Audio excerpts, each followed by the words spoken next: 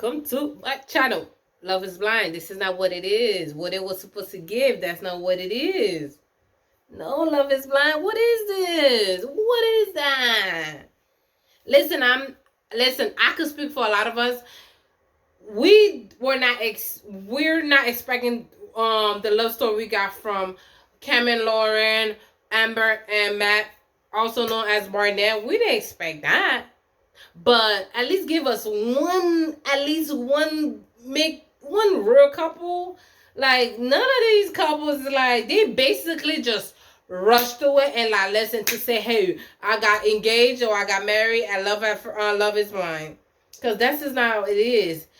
Some of these cast members, I like them individually. When I mean some, it's only like two really I really care for. But after that, the rest is like suspect to me. Like, why are you here? Like, a lot of these people were, even some of them that eventually got engaged, they was very shallow. They was very, how can I say it?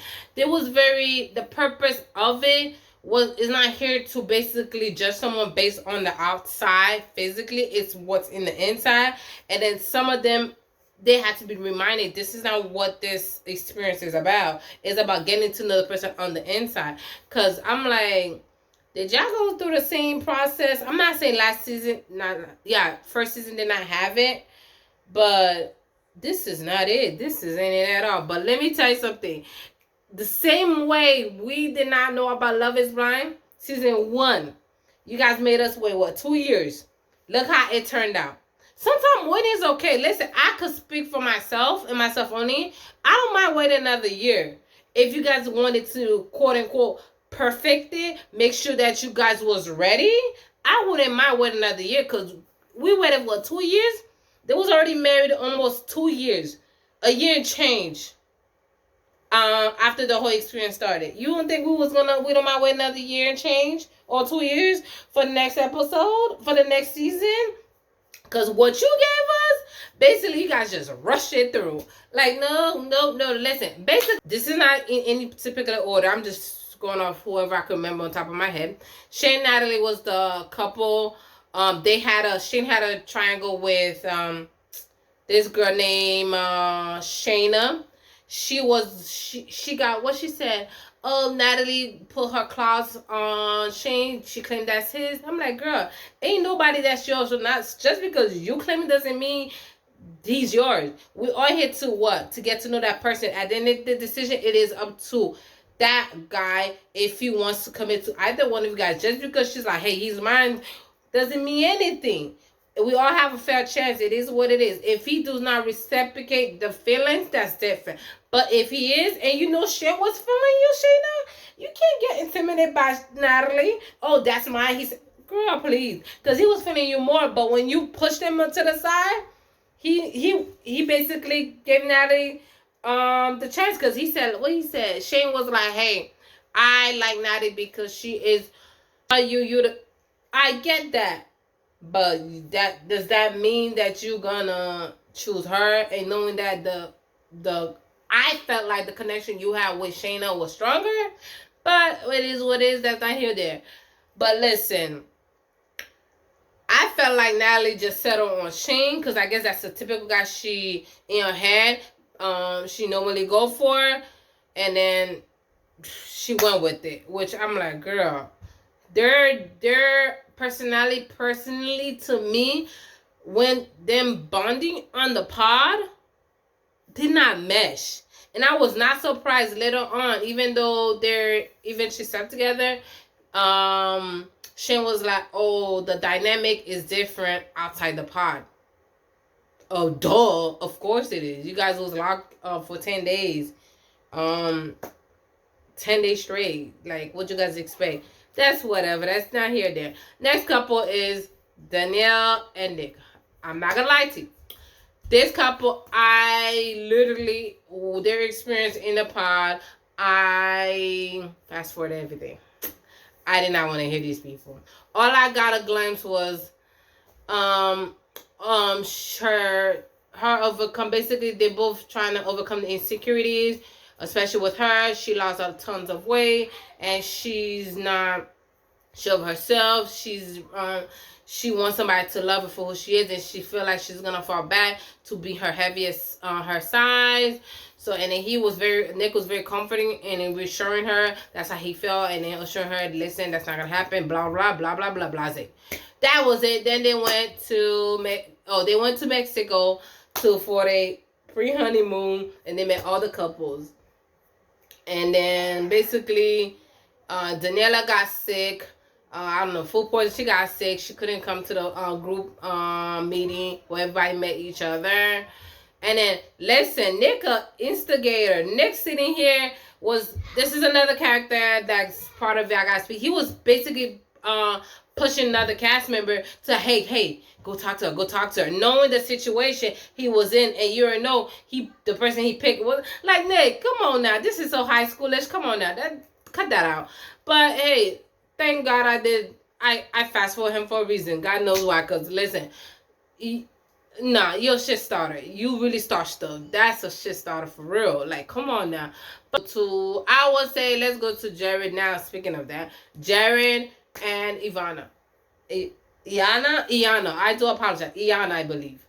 I love her. She's like, oh my God, I love her. That's my favorite one. But let me tell you something. They basically bonded because with her experience with I believe she said when she was 9, her mom raised her, but her mom could not raise her anymore. So her mom gave her to her first cousin until she was 17 or 18, when basically the mom's first cousin kicked her out of the house. And after that, I believe at the age of 22, she was adopted by her godparents. Okay. She basically come from a quote unquote broken home where she never felt stability. Like, she always had to fight for herself. She had to constantly prove herself. And then Jared, on the other hand, what was it about Jared? Oh, so-called friend. He thought that was his. But I'm like, buddy, you say you guys always had frictions. You guys always was beefing, but you still calling that person your friend. You still had that person around you. And that person ended up stabbing you. You almost went in a coma. You was fighting for your life the year before. Is like, what? That, I'm like, listen, I'm sorry. If somebody I don't trust, somebody we beefing, we want to talk like that, I'm not going to associate you on my daily life. You're not going to know my daily schedule. You're not going to be vibing in my house. That's when I look at him side, was like, Jared, really? You're going to sit here, bring someone around you that you guys was always having issues together, and that person was around you, and then he was able to stab you? No, Jared. I don't like that. But whatever the case is, Iana, Mallory. So they vibe off. He vibe off well. He says, he's like, oh, this day is Mallory, this day is Iana. He was going back and forth, and then I guess through one of the last day, he asked Mallory, hey, if I were to ask you, if I was to propose to you, what would you say? Oh, she said no, she would not accept. You know what Buddy did? Buddy went boo-hoo, cried. Listen, cried like snot and red eye and all. He was traumatized. Like, Buddy, you felt like that. And then I don't remember which other cast member was like, hey, listen, you still have Iana. She still like you. Huh? That's why I look at these people suspect like, hold on. Oh, now you remember Iana? Oh, now you remember her? I feel like if you had such for you to have that type of reaction because Mallory said no, she would not accept your proposal, why would you go ahead and ask Iana to marry you? I give it to you. Yes, you did tell her that what transpired. I get that. But nah, buddy. Like, no. If you were so torn, you would not. If you were so torn, honestly, the fact that you asked Mallory, that means that she was your first choice. And then I don't care whether you guys make it or not, which I really doubt you will, but whether you guys make it or not, she will Yana will always be second choice, regardless. Regardless. You gonna have an uphill to climb to make her like because on national TV you embarrass her, and she knew that, and I understand where she was coming from. But baby, let me say something. Listen, I wanna be by myself, single by myself, than like I put a second fill to anybody. It's one thing you don't know. I was like, what if you didn't know? Okay, but I know. Especially it's on national TV and you telling me this, I felt so bad for Yana because she did. That was why I'm like, girl, why, girl? Just like nah. Even he asked her, I can't believe she did that. I was like, oh God, girl, you always gonna be second fit in my head. That's wrong for me, thing, but that's how I felt. Whatever, let go. Let's go to now Salvador and Mallory. She was in a triangle with Jared, right? Basically, they connected on the fact that she was Polish. Her mom is Mexican. Her dad is Polish. So she grew up in a hectic household, quote unquote, like she said. Salvador grew up your typical Hispanic dude. He want to change the narrative of the macho, suave, Hispanic man. He want to change that narrative. So they bonded on based on that. So they really connected deep, and then she was feeling him, but she was kind of feeling Jared too. So I guess once she told Jared no, she would not accept his proposal, she went with Salvador. So boom. Oops, I forgot. Yes, the meeting between Jared and Yana. Oh my God. When they met each other, everybody seems like they was very attracted to each other. What he said, he was like, oh, her voice doesn't match her body. Doesn't match her physically. I'm like, what? Voice doesn't match her appearance. I'm like, so what is her voice supposed to be? I look at him sideways. But anyway, anyhow, when they went to the makeshift honeymoon, I like to call it, everything was nice. He got her, oh God, some sort of camera, because she said she always wanted one. I give him that. And then also they was able to connect in a sense, in a deeper level. And still her mind, she wasn't like, I give it to Yana because baby girl was like, listen, she know her worth, but it's not, I know my worth too, but I'm not gonna, I still feel some type of way. Even if I feel some type, I wouldn't accept his proposal anyway. But that's not here, that's not my business. That's her feelings, that's what she made. So anyway, anyhow, there was a scene where all of them gathered together, and basically, remember I was telling you about Nick, the instigator. He went in like a little thing. Joe and spoke to Mallory, and then guess what? They was talking. They literally, I don't know how long. It seemed like they was talking for like at least an hour, cause it was just talking. He was like, oh, she was like, oh, I didn't know I was your number one. And then he's like, oh, you think you gave you the nickname Mama? Because she called him J Bear and stuff like that. And then he was like, pointing out, oh, I see you didn't get your gold ring like you wanted. Girl, why you kind of like, that's, okay, I'll say that for Mallory. Like, Jared, your fiance is over there. Why you sitting here reminiscing? Okay, Jared, why you sitting, your fiance is over there. Why you sitting here going down, I don't know what to call it, exes, I don't know, ex-project, I don't know what to call these people. But why you going down memory lane with Mallory when your fiance is here? Even though I get it, that's your first choice. But guess what? She didn't want you. Now you went to your second choice. So, boo, it's be cordial. Say hi to her. Oh, how you doing? Keep it moving. But it seemed like you guys wanted to sit here and talk with each other and go back to the hotel, back to the room, back together. No, Jared. Look at you. I didn't like you. I try to give benefit of that because Iana was my favorite. Is my favorite. But boy, let me tell you, Jared, you just, man. I can't with you, Jared. But listen, you're not my worst one. Trust me. You're far from it. But let's go back to Mallory and Salvador. Yeah, so they connected deeply. So they met each other finally. Let me tell you something. Mallory was like, listen, I am emotionally attracted to him, but physically, she's not.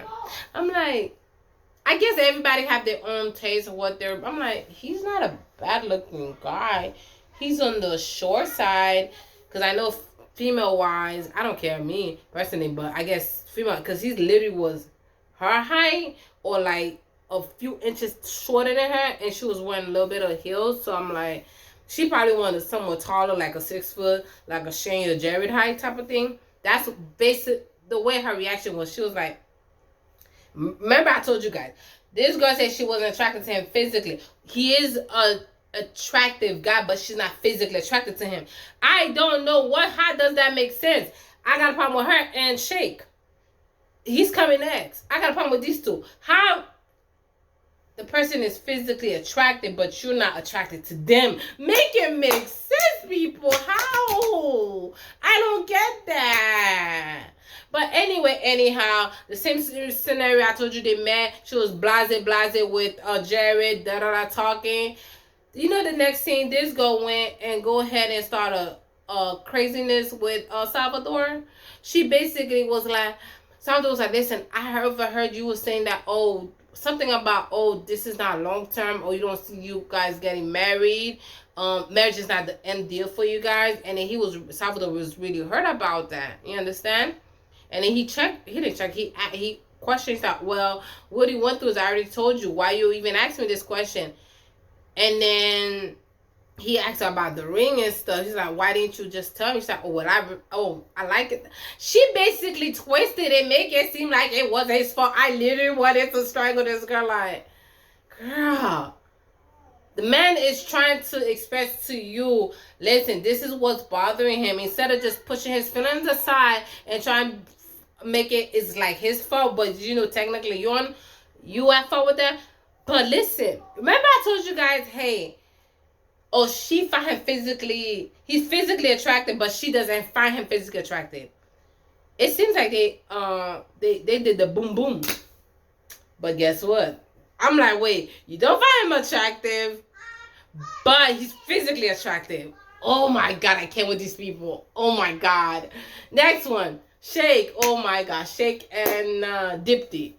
I love Dipti. She was my second favorite one. I like Mallory too, but homegirl, you got a tendency of a little whatever. But Dipti, I love her. She was her and Yana was my favorite one. But Dipti, girl.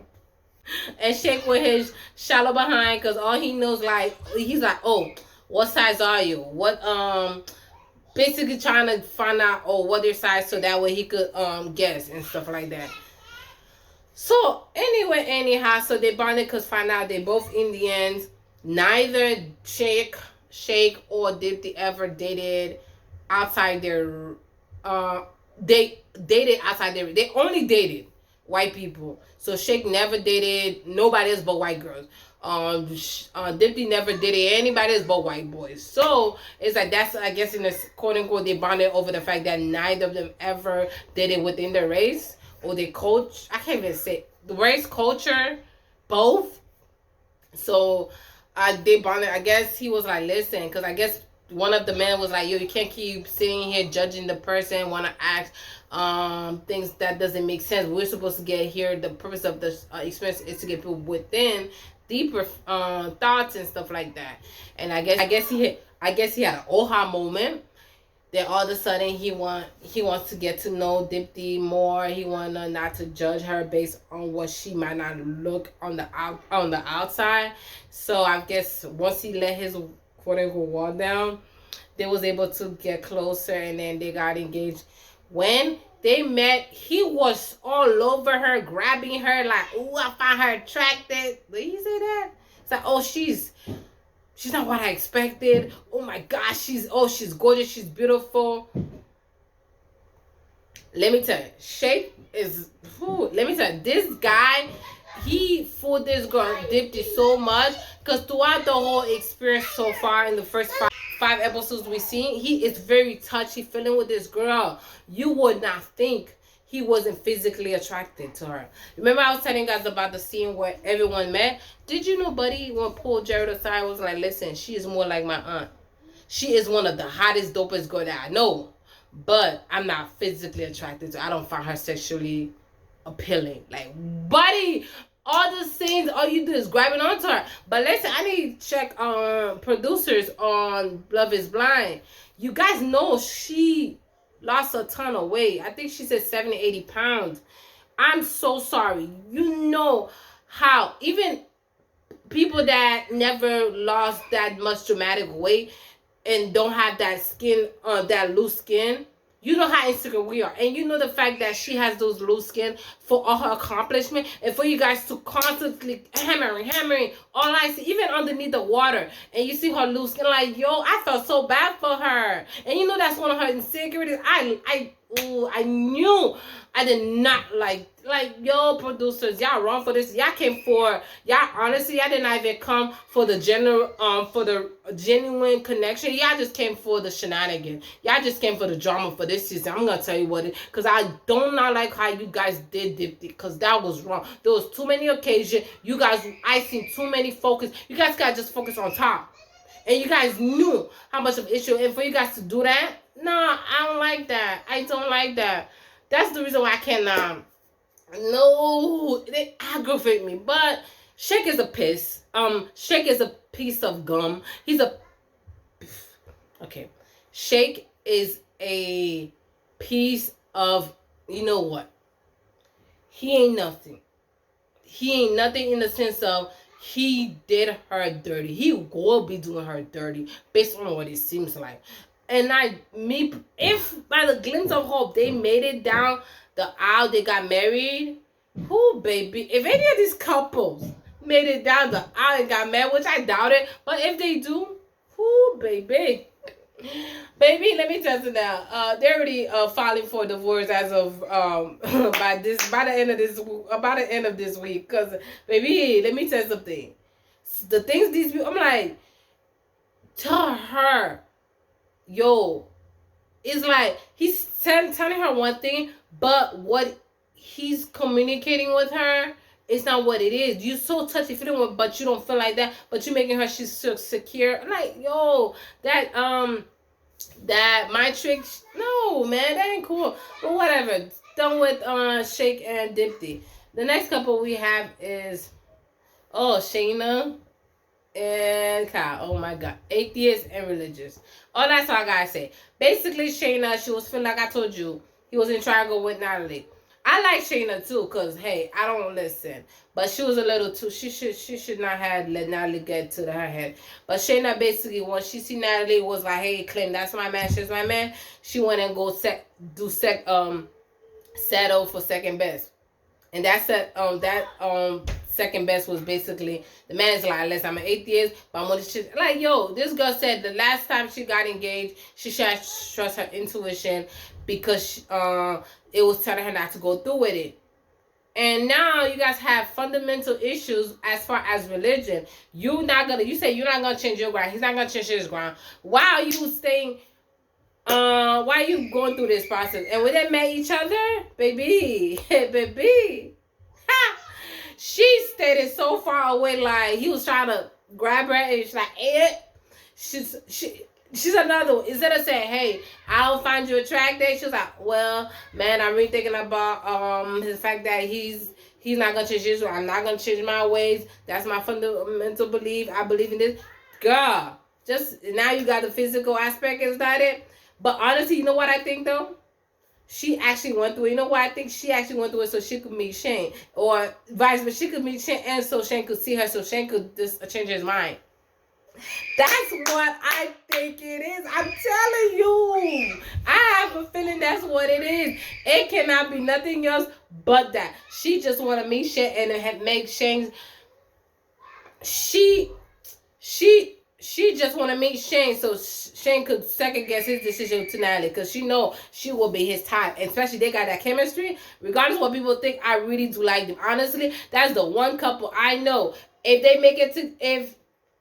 If they decide to choose each other, they'll make it to the end. On long haul, I see them making it together. Honestly, that's the only one couple. Regardless, Shane is suspect to me and Shane her shenanigan. It is what it is. But I should have knew from the beginning though. I should knew the first episode, because I remember the first season.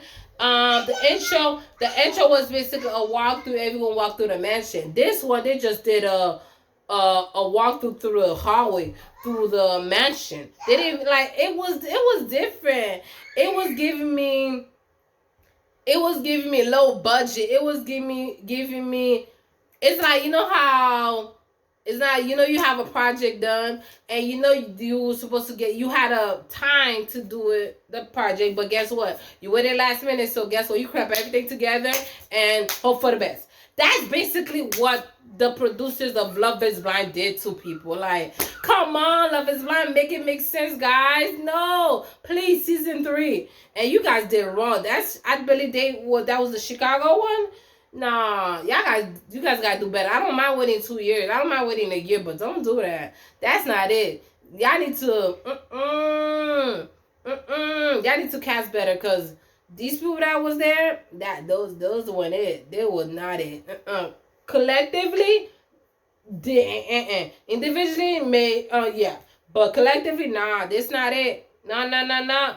But thank you guys so much for thank you guys so much for thank you guys so much for listening to my rant slash perspective on Love is Blind, because this isn't it. See you guys next time. Bye.